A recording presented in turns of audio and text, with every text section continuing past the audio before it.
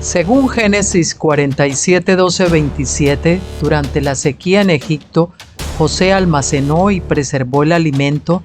Para subsistir, la gente tuvo que venderlo todo y, al fin, incluso a sí mismos. Ese es el precio de vencer.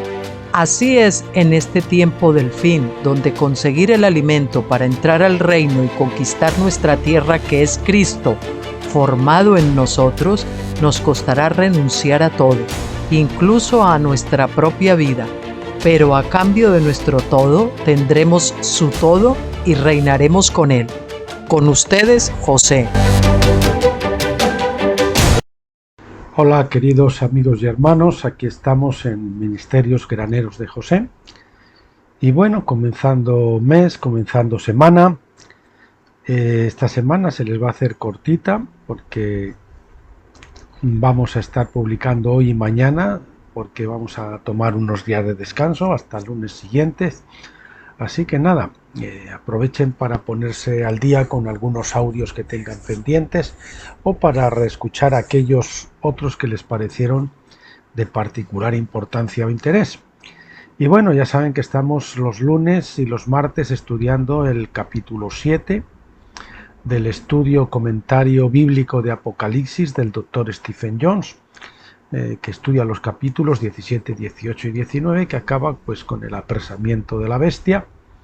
Y nos queda un poquito, porque creo que son el capítulo 16, 17, veremos hoy, y nos van a quedar 4 o 5 capítulos, o sea, creo que en 2 semanas o 3 más, pues terminamos este séptimo libro y comenzaremos, Dios mediante, con el octavo.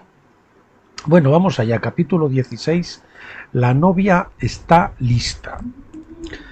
La voz del trono continúa en Apocalipsis 19:7 diciendo: gocémonos y alegrémonos y démosle gloria, porque han llegado las bodas del Cordero y su novia se ha preparado. La novia surge después de la caída de la novia falsificada, es decir, la gran ramera de Babilonia. Por esta razón, el surgimiento de la novia verdadera está programado después de que la novia falsa, la ramera, sea expuesta, juzgada y derribada. Sabemos que a Babilonia se le dio el dominio sobre las naciones 7 veces, o 7 tiempos si lo prefieren, como juicio sobre Israel y Judá. Por lo tanto, está claro que la exposición y caída de la gran ramera es el momento en que el verdadero Israel es reconocido una vez más como la novia. Pero mucho ha cambiado desde que Israel y Judá estaban en su vieja tierra. Cuando Israel resucita del valle de los huesos secos, ya no sale carnal, sino como una nueva creación. Recuerde que Israel y Judá fueron expulsadas de la tierra vieja por violar continuamente el antiguo pacto. Antiguo pacto en este caso. Ese pacto quedó anulado y sin valor debido a su negativa e incapacidad para cumplir su voto. Ellos se habían comprometido a que iban a obedecer todas las palabras con muy buena disposición, pero su carne fue imposible de cumplir con su deseo. Por eso Jeremías habló de un nuevo pacto y por qué era necesario. Jeremías 31, 31 al 32 dice: He aquí vienen días, declara el Señor, en que haré un nuevo pacto con la casa de Israel y con la casa de Judá. No como el pacto que hice con sus padres el día que tomé a ellos de la mano para sacarlos de la tierra de Egipto, mi pacto que ellos rompieron, aunque yo fui marido para ellos, declara el Señor. Está claro por esto que el profeta entendió que el antiguo pacto era un pacto matrimonial, que ellos habían quebrantado. Los votos tomados en el monte Sinaí en Éxodo 19, del 6 al 8, fueron votos matrimoniales y Moisés fue el ministro que celebró ese matrimonio. Moisés trajo la propuesta de matrimonio a Israel y ella estuvo de acuerdo con las condiciones. Entonces el pueblo se preparó por 3 días y Dios entonces se convirtió en el esposo de Israel. Éxodo 19, 10 y 11 dice: El Señor también dijo a Moisés: Ve al pueblo y santifícalos hoy y mañana, y deja que laven sus vestidos y estén preparados para el tercer día. Porque al tercer día el Señor descenderá sobre el monte Sinaí a la vista de todo el pueblo. El Señor mandó que santifícalos, que laven sus vestidos y que estén preparados para el tercer día. El matrimonio debía ser consumado cuando el esposo viniera a reclamar a su novia.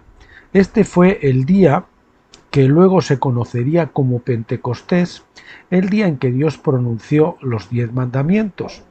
Vino con apariencia de fuego para fecundarlos con la semilla de la palabra que engendraría en ellos a Cristo. Vean que el símbolo que el Señor usa en la Biblia para hacerse ver o hacerse aparecer de alguna manera es el fuego. Lo mismo que en la zarza de Moisés, aquí en este caso en el Sinaí, parece como fuego, ¿no? No es una cruz ni cosas de ese tipo, sino el fuego. Por supuesto, el problema fue que Israel era demasiado temerosa para escuchar la palabra, y le dijeron a Moisés que subiera al monte y les transmitiera las palabras de Dios, Éxodo 20 del 18 al 21. Eventualmente su miedo puso distancia entre ellos, y ese pacto matrimonial finalmente se disolvió. Dios se divorció de Israel por su adulterio con otros dioses, Jeremías 3:8. El remanente de gracia. El matrimonio del antiguo pacto fracasó en producir hijos de Dios, porque la nación, como un todo, tenía demasiado miedo de su esposo para acercarse a él y dar a luz a sus hijos. Entonces, solo a nivel individual, algunos de ellos realmente consumaron el matrimonio para dar a luz a los hijos de Dios. Esos pocos individuos llegaron a ser conocidos como el remanente de gracia. Fueron 7.000 en el tiempo de Elías, y Pablo lo comentó en Romanos 11, 4 al 7. Pablo muestra la distinción entre la nación y el remanente de gracia en los versículos 5 al 7, diciendo: de la misma manera, pues, ha llegado a haber en el tiempo presente un remanente según la elección de la gracia de Dios, pero si es por gracia ya no es por obras, de otra manera la gracia ya no sería gracia. ¿Qué entonces? Lo que Israel busca no lo ha alcanzado, pero los que fueron escogidos lo obtuvieron y los demás fueron endurecidos. Bajo el antiguo pacto se requería que la nación cumpliera su voto, pero Israel como un todo no pudo hacerlo. No obstante, debido a que Dios ya había hecho un voto del nuevo pacto para hacerlo su pueblo por el consejo de su propia voluntad, Él preservó un remanente de gracia en cada generación, aquellos que superarían su temor o vencerían su temor a una relación directa con Dios y lo abrazarían por fe o por la fe. Estos formaban solo una pequeña minoría de la propia nación. Los demás fueron endurecidos, dice Pablo, o cegados. Cuando Jesús vino como el mediador del nuevo pacto, se esperaba que todos los que lo siguieran fueran parte del remanente de gracia. Sin embargo, la Iglesia siguió en gran medida el patrón de Israel bajo Moisés, por lo que el remanente de gracia siguió siendo una minoría a lo largo de la era pentecostal. Por definición, la Iglesia tenía fe en Jesucristo y entonces Cristo fue engendrado en ellos. Sin embargo, su problema vino durante el embarazo, porque el Cristo en ellos a menudo estaba desnutrido por el hambre de oír la palabra. Muchos incluso rechazaron la ley. Por esta razón, los cristianos a menudo han abortado, y algunos han abortado deliberadamente al Cristo que estaba en ellos. Escribí sobre esto en mi folleto Las raíces proféticas del aborto moderno. La conclusión es que la Iglesia, como un todo, fracasó tanto como el Israel de antaño antes que ellos. Sin embargo, en cada generación Dios preservó un remanente de gracia para que al final de la era haya un número suficiente para formar un bebé, un hijo profético corporativo que pueda nacer en el mundo. Estos son los hijos manifestados de Dios que nacen de la novia que surge en Apocalipsis 19:7. La novia es la nación que produce el fruto del reino. Esta nación es la que Jesús profetizó en Mateo 21:43. Por eso os digo que el reino de Dios os será quitado y será dado a una nación que produzca el fruto de él. Esta fue una referencia directa al remanente de gracia que ha tardado miles de años en formarse por completo. Esta nación es una novia del nuevo pacto, escogida por gracia, verdaderamente el pueblo elegido de Dios. Está compuesto no solo por descendientes genealógicos de Abraham, sino también por todos los que son engendrados por el Espíritu de Dios a través del nuevo pacto. Israel, la novia. Hay una disputa clásica sobre la identidad de la novia. Algunos dicen que es Israel, otros dicen que es la Iglesia. Ambos tienen razón, pero los que toman una posición u otra no están viendo el cuadro completo. Israel es llamada la Iglesia en el desierto, Hechos 7:38, en la King James Version. Toda la nación fue llamada a salir de Egipto para convertirse en la Iglesia. Lo mismo es cierto con la Iglesia del Nuevo Pacto, que fue llamada a salir del judaísmo. Judea y Jerusalén eran su Egipto, la casa de servidumbre, cuyos líderes, como Faraón, perseguían y esclavizaban al pueblo. Pablo llama a Jerusalén Agar en Gálatas 4:25, porque Agar era egipcia. Las Escrituras nos muestran que en realidad hay dos novias, cada una correspondiente a un pacto diferente. Israel bajo Moisés fue la novia del antiguo pacto. La Iglesia bajo Jesucristo es la novia del nuevo pacto. En Gálatas 4, Pablo muestra que Abraham tenía dos esposas que representaban alegóricamente estos dos pactos, Agar y Sara. Ambas estaban casadas con Abraham, pero sólo una podía dar a luz la simiente escogida. La esclava sólo podía dar a luz hijos de la carne. Sería una tontería insistir en que sólo una de las esposas de Abraham estaba casada con él. Debemos reconocer la validez de ambos matrimonios. Sin embargo, debemos reconocer que un matrimonio produjo hijos de la carne, mientras que el otro produjo hijos de Dios o hijos espirituales. No sé si a ustedes les pasaba como a mí, pero yo tenía esa idea, no sé por qué, porque la Escritura lo dice muy claro, de que Abraham era la esposa y que la otra era una concubina, como las siervas de las esposas Lea y Raquel, las esposas auténticas de Jacob, que tenían siervas que después pues fueron concubinas de Jacob. No, en el caso de Abraham eran esposas, o sea, Sara se la dio que era esclava de Sara, y Sara se la dio como esposa a Abraham, para, según las costumbres de entonces, engendrar un hijo a través de ella, que no iba a ser de ella, de Agar, sino que iba a ser en realidad de Abraham y Sara. Esa es la jugada que hicieron carnal, porque creían que Dios pues ya no iba a cumplir su promesa, porque ambos físicamente ya estaban descalificados para poder hacerlo. Pero el Señor es Dios de lo sobrenatural y desechó esa argucia carnal, ese Ismael que engendraron por su impaciencia e incredulidad, que es como hacen muchos en el desierto, que es un lugar para construir simplemente enramadas, tabernáculos desmontables, pero no para construir edificios permanentes, iglesias o denominaciones, basadas en una revelación, olvidándose de que hay más etapas en el desierto, más revelaciones a las que descubrir, más revelaciones con las que crecer. El antiguo pacto, Agar, no podía producir hijos espirituales porque ese pacto estaba basado en la voluntad del hombre o el voto del hombre. Éxodo 19:8. Solo el nuevo pacto, Sara, puede dar a luz a los hijos de Dios porque se basa en la promesa o voto de Dios mismo y por lo tanto se basa en la gracia, que es solo por su voluntad. Entonces Pablo dice en Gálatas 4:28 al 29. Y vosotros, hermanos, como Isaac, sois hijos de la promesa. Pero como en aquel tiempo el que había nacido según la carne, es decir, Ismael, perseguía al que había nacido según el Espíritu, así también ahora. Los hijos de Agar, Jerusalén, persiguieron a los hijos de Sara, la nueva Jerusalén, expulsándolos de Jerusalén y de Judea. Hechos 8:1. La ciudad del antiguo pacto, siendo la primogénita, creía que era la madre del pueblo elegido.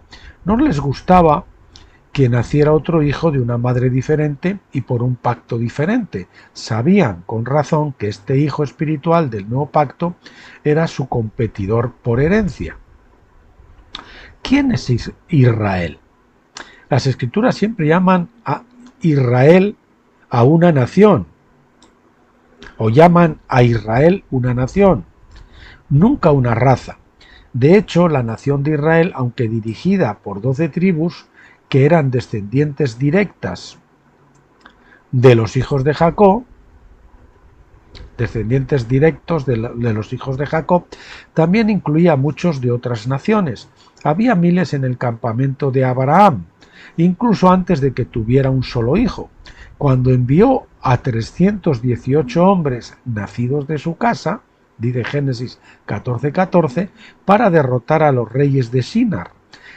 Esos eran la familia de la fe, Gálatas 6:10, porque eran hijos espirituales de Abraham, Gálatas 3, versículos 7 y versículo 9, y 29 también.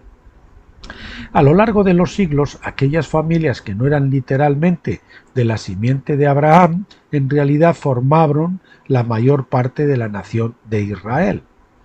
Unos 400 años después, cuando la nación salió de Egipto con una población de unos 6 millones, los miembros de la casa de Abraham se integraron por completo a las tribus de Israel, aunque no fueran de su linaje directo. Además, muchos egipcios se unieron a ellos porque se unieron a Israel cuando salieron de Egipto. Éxodo 12:38.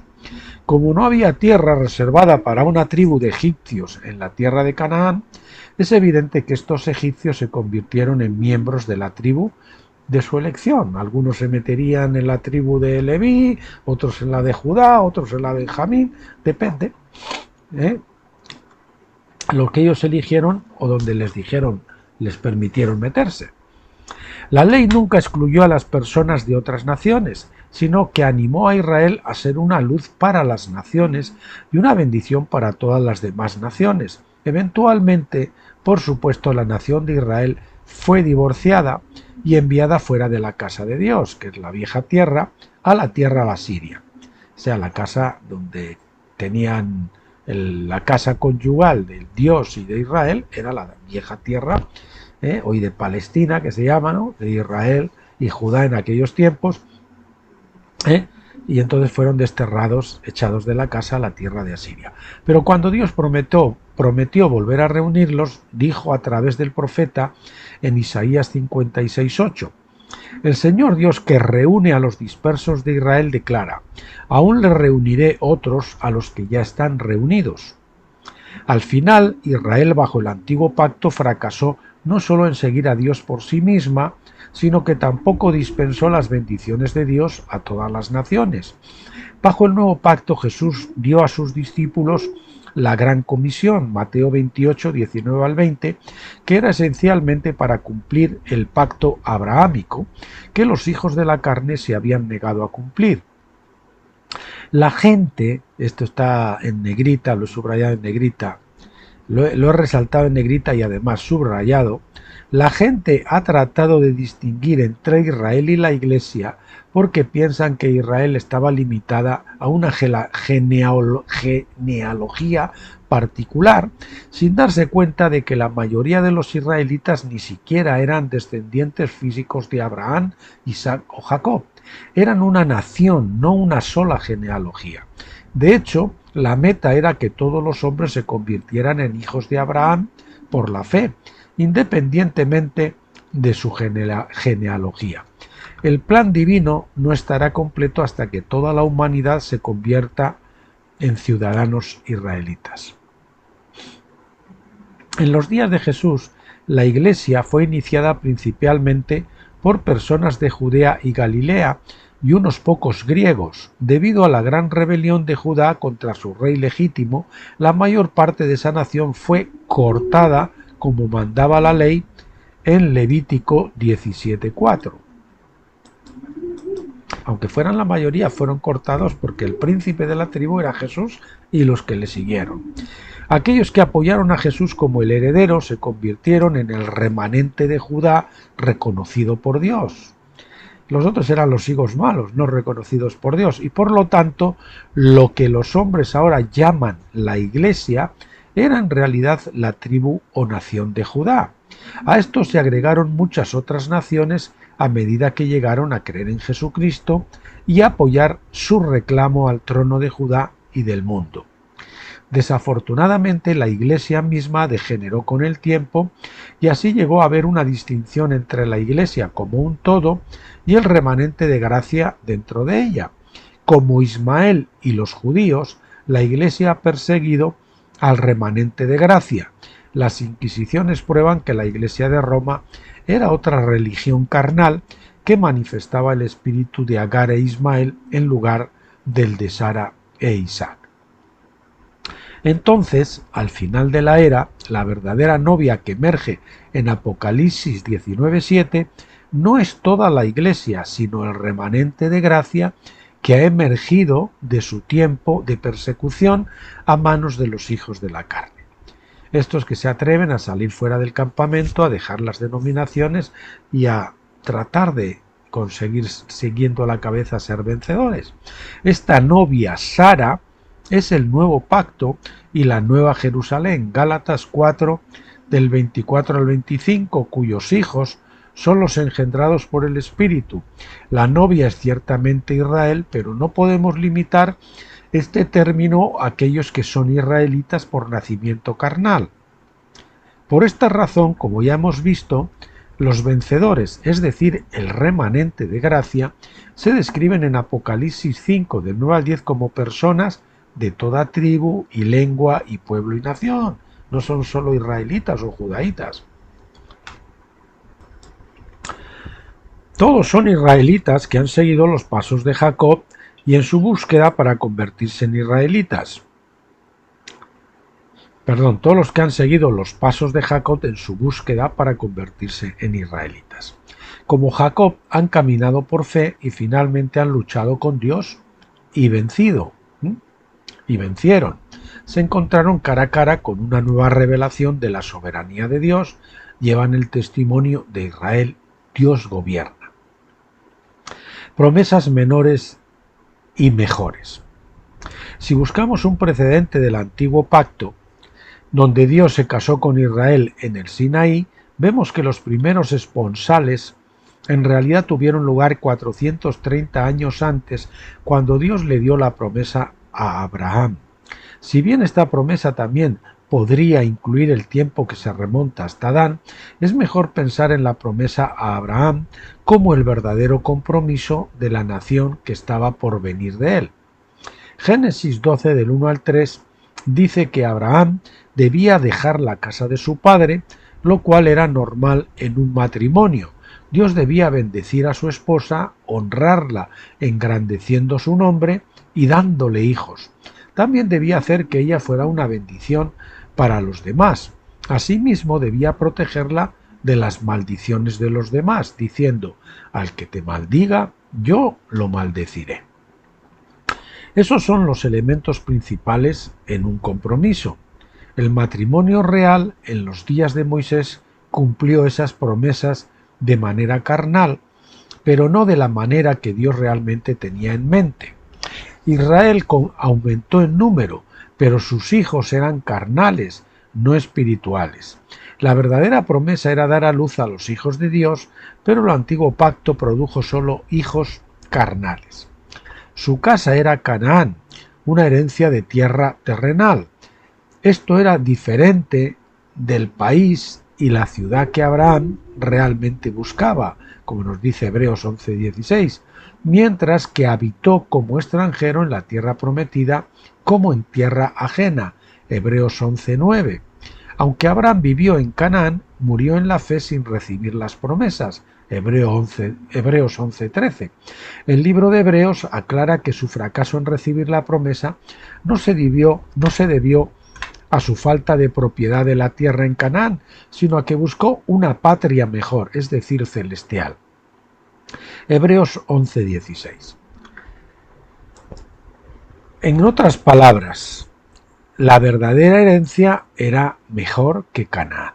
Por lo tanto, el antiguo pacto se trataba de promesas y cumplimientos carnales que estaban diseñados para fallar debido a su naturaleza carnal.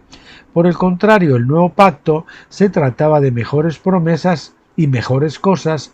Hablando de Cristo en contraste con Moisés, Hebreos 8:6 dice: «Mas ahora ha alcanzado un ministerio más excelente, por cuanto es también mediador de un mejor pacto, establecido sobre mejores promesas». Los sionistas, por definición, buscan las promesas menores dadas por el antiguo pacto, porque rechazan el nuevo pacto o no entienden la diferencia entre ellos. Citan la promesa a Abraham, quien fue conducido a la tierra de Canaán, sin darse cuenta de que Dios a menudo habla encubiertamente en términos terrenales, mientras que tiene en mente algo celestial. El escritor de Hebreos entendió esto. Al final, debido a que iba a haber dos pactos, las promesas se cumplieron de dos maneras y en tiempos diferentes. Asnos y ovejas. Cuando estudiamos la condición del corazón de Israel durante el tiempo de Moisés, es claro que aún no estaban listos para recibir las mejores promesas que Dios tenía reservadas para ellos. Después de todo, su madre espiritual era Egipto, porque Oseas 11:1 dice: «De Egipto llamé a mi hijo». Dios era el padre en este caso, mientras que Egipto, Agar, era su madre. Esto hizo del Israel carnal un tipo del Ismael espiritual, una condición en la que no era posible recibir la promesa. El ángel le había profetizado a la misma Agar en Génesis 16:12 que su hijo sería un asno salvaje, Peret Abdam. Por el contrario, Israel debía ser una oveja, es decir, un animal limpio. Después de siglos de desobediencia y rebelión, el profeta pregunta: ¿es Israel un esclavo? Jeremías 2:14, un siervo. La implicación es que Israel tenía una mentalidad de esclavo, que es característica de Agar e Ismael, Gálatas 4:25. Más tarde, en Jeremías 2:24, el profeta llama a Israel un asno montés. Asna montés, Peret, acostumbrada al desierto, que olfatea el viento en su pasión. En el tiempo de su celo, ¿quién podrá rechazarla? Todo el que la busca no se cansará, en su mes la hallarán.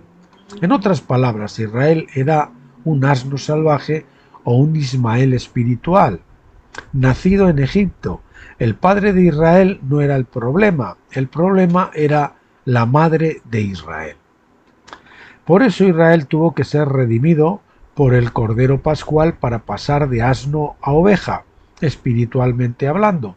Hicieron esto al guardar la Pascua, una de las primeras leyes dadas después de que salieron de Egipto, incluso antes de que se les dieran los 10 mandamientos, se encuentra en Éxodo 13, del 11 al 13. Dice: «Ahora bien, cuando el Señor te lleve a la tierra del cananeo, como te lo juró a ti y a tus padres, y te la dé, consagrarás al Señor todo primer nacido de la matriz, y las primicias de todo animal que poseáis. Los varones pertenecen al Señor. Pero todo primer nacido de asno no lo redimirás con un cordero, pero si no lo redimes, le quebrarás el cuello, y todo primogénito de hombre entre sus hijos redimirás». Todo primogénito de animales limpios no necesitaba redención. La razón por la que los israelitas tenían que redimir a sus hijos primogénitos con un cordero era porque eran asnos inmundos, espiritualmente hablando. Solo mediante la redención podrían estos descendientes físicos de Abraham convertirse en las ovejas de su prado. Esto nos dice que la simiente física de Abraham, sin ser redimida por el verdadero Cordero de Dios, no es más que un ismaelita espiritual. En años posteriores pasaron por el ritual de redimir a sus hijos primogénitos con animales, pero esto no cambió sus corazones. La mayoría de ellos siguieron siendo asnos espirituales, así como la sangre de toros y machos cabríos nunca podía quitar el pecado. Tampoco los rituales de redención con los corderos podrían convertirlos en ovejas de su prado. Preparaciones legales. El antiguo pacto con sus leyes temporales de sacrificio y ritual no era malo, sino inadecuado y temporal. Fue invalidado por su desobediencia, Hebreos 8:9, y quedó obsoleto por el mejor pacto que Cristo trajo con él, Hebreos 8:13. El tiempo del antiguo pacto fue diseñado para disciplinar al pueblo de Dios y llevarlo a la madurez. Gálatas 4 del 1 al 5. La disciplina parece mala al niño, pero en realidad es buena. No obstante, la disciplina no debe durar para siempre, ni como adultos debemos volver a nuestros días obstinados como niños que necesitan más disciplina del antiguo pacto. Los que no pueden emigrar del antiguo al nuevo pacto se quedan como ismaelitas espirituales que aún necesitan un cordero que los redima. Entonces, Apocalipsis 19:7 nos dice que al final de la era su esposa se ha preparado. Una gran parte de su preparación es que vive según el nuevo pacto en lugar de por el antiguo. Ya no se identifica con Agar, la novia esclava o sierva, sino con Sara, la mujer libre. Gálatas 4:26. El primer matrimonio de Cristo fue con Israel, la novia esclava, pero ese matrimonio terminó en divorcio. No se casará con otra mujer, con otra Agar. Por esta razón, cuando hablamos de que Israel es la novia, es evidente que no nos referimos al Israel carnal, porque eso sería un restablecimiento de la antigua novia. Tal matrimonio solo podría terminar en divorcio una vez más. Este segundo matrimonio será con una novia Sara, y ella representa el nuevo pacto. Los que son parte de esta compañía son los vencedores, aquellos que verdaderamente han sido redimidos por el Cordero en sus corazones, por una obra interna del Espíritu Santo, en lugar de por rituales externos de limpieza o cambios externos de comportamiento. Bien, capítulo 17, ropa nueva para la novia. En Apocalipsis 19:7, la novia no está preparada hasta el final de los tiempos, porque ella no se prepara hasta el momento de las bodas. La novia, en este caso, es una colección de vencedores que se toman de cada generación desde el principio de los tiempos, por lo que la preparación es larga. Apocalipsis 19:8 dice: y le fue dado que se vistiera de lino fino, resplandeciente y limpio, porque el lino fino son las acciones justas de los santos. Bajo el antiguo pacto, la vestimenta sacerdotal era de lino fino, porque este era un tipo del comportamiento correcto que expresaba un corazón que estaba bien con Dios. La ropa física, al ser externa, habla de comportamientos o actos, por lo que son los actos justos de los santos. A esos mártires debajo del altar, que fueron martirizados por su testimonio en Apocalipsis 6 del 9 al 11, se les dieron túnicas blancas, pero todavía tenían que esperar hasta el final de la era, hasta que otros como ellos fueran martirizados. En otras palabras, aún tenían que nacer, vivir, dar testimonio y morir más vencedores para formarse el cuerpo completo de vencedores. Ese cuerpo de vencedores entonces no podría estar completo hasta el final de la era, cuando la novia finalmente esté lista. Luego, a la novia completa se le da la ropa nueva para prepararse para el matrimonio. Estas vestiduras del nuevo pacto representan nuestros cuerpos glorificados, que se entregarán al cumplimiento de la fiesta de tabernáculos. Bajo el antiguo pacto, los israelitas dejaban sus casas o tiendas y se construían cabañas para contemplar la ley de Dios durante una semana entera. Las cabañas estaban hechas de ramas vivas, Levítico 23, 39 al 40, para que significaran el revestimiento de inmortalidad. Esta es la promesa que se nos ha dado. El apóstol Pablo comenta sobre esta ley en 2 de Corintios 5 del 1 al 4 diciendo: porque sabemos que si esta tienda terrenal, que es nuestra casa, se derriba, tenemos de Dios un edificio, una casa no hecha de manos, eterna en los cielos, porque ciertamente en esta casa gemimos, deseando ser revestidos de nuestra morada celestial. Ese es el paraíso perdido, la tierra perdida. Esa es la promesa que tenemos, ¿no? La herencia. Y una vez vestidos, no seremos hallados desnudos, porque ciertamente, mientras estamos en esta tienda, gemimos agobiados porque no queremos ser desvestidos, sino vestidos, para que lo mortal sea absorbido por la vida. Este es el comentario de Pablo sobre la fiesta de tabernáculos. Los que reciben el cuerpo glorificado son los que están revestidos de una morada celestial, es decir, cuerpo o casa. Estos son los que cumplen la fiesta de tabernáculos en el tiempo señalado. Aquellos individuos que cumplen esta fiesta son parte de la compañía de la novia, que se casará con Cristo al final de la era presente, es decir, el remanente de vencedores, no toda la Iglesia.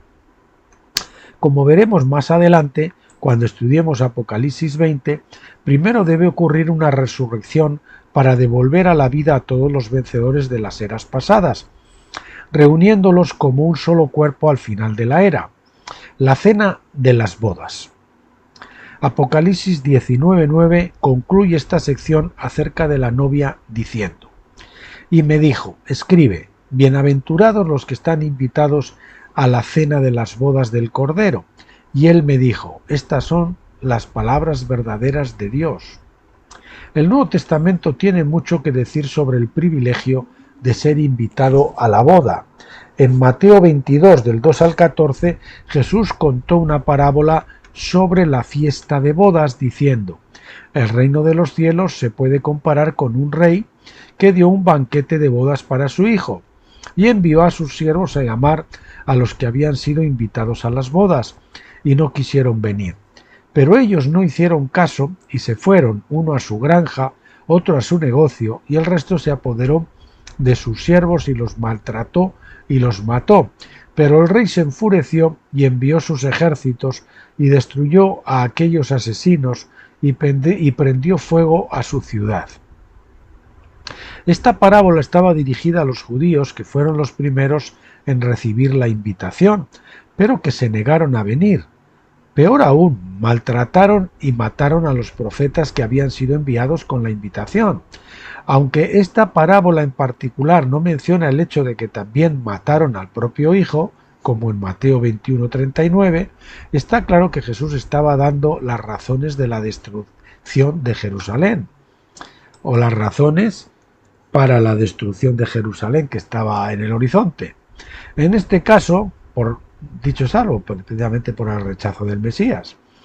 En este caso, sus ejércitos eran los ejércitos romanos enviados por el rey Dios. Esos eran los ejércitos de Dios, los ejércitos romanos. No tanto porque rechazaron la invitación, sino porque mataron a sus siervos los profetas. La parábola luego continúa en Mateo 22 del 8 al 10. Entonces dijo a sus siervos: la boda está lista, pero los invitados no eran dignos. Id pues a los caminos principales e invitad al banquete de bodas a cuantos halléis allí. Y aquellos esclavos salieron a las calles y juntaron todo lo que encontraron, así malos como buenos, y el salón de bodas se llenó de invitados a la cena. Esta es una imagen amplia de la invitación que se extendió a todos los demás, no judíos. Muchos de ellos, tanto malos como buenos, aceptaron la invitación. Esta es una profecía de la Iglesia que está llena de personas que aceptaron la invitación, aunque algunos eran malos. Mateo 22 del 11 al 14 continúa. Pero cuando el rey entró para ver a los invitados a la cena, vio allí a un hombre que no estaba vestido con el traje de boda. Y le dijo: amigo, ¿cómo entraste aquí sin traje de boda? Y se quedó sin palabras. Entonces el rey dijo a los sirvientes: átenlo de pies y manos y échenlo a las tinieblas de afuera. Allí será el llanto y el crujir de dientes, porque muchos son los llamados, invitados, pero pocos los escogidos. Está claro que los llamados tienen un vestido, que es el de la justificación por la fe, pero no tienen el vestido de bodas, el vestido recamado, que es el vestido que tienen los vencedores. Yo les confieso que no entiendo todavía cómo estos creyentes se pueden colar en la boda.